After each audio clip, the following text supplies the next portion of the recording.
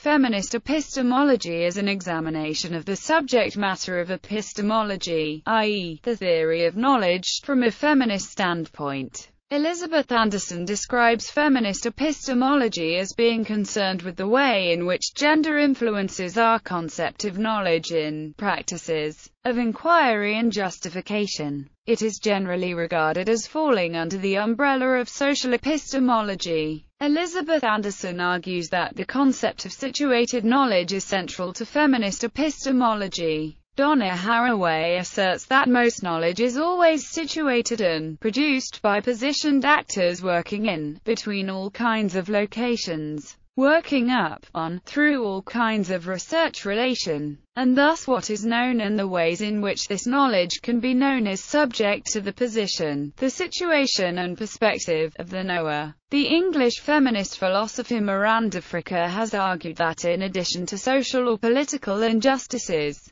there can be epistemic injustices in two forms: testimonial injustice and hermeneutical injustice. Testimonial injustice consists in prejudices that cause one to give a deflated level of credibility to a speaker's word. Fricker gives the example of a woman who, due to her gender, is not believed in a business meeting. She may make a good case, but prejudice causes the listeners to believe her arguments to be less competent or sincere and thus less believable. In this kind of case, Fricker argues that as well as there being an injustice caused by possible outcomes, there is a testimonial injustice, a kind of injustice in which someone is wronged specifically in her capacity as a knower. In the case of hermeneutical injustice, speakers' knowledge claims fall into lacunae in the available conceptual resources, thus blocking their capacity to interpret, and thence to understand or claim a hearing for their experiences. For example, when the language of sexual harassment, or homophobia, were not generally available, those who experience these wrongs lack the resources to make a claim to being wronged in morally relevant ways. The philosopher Susan Jacques is a notable critic of feminist epistemology.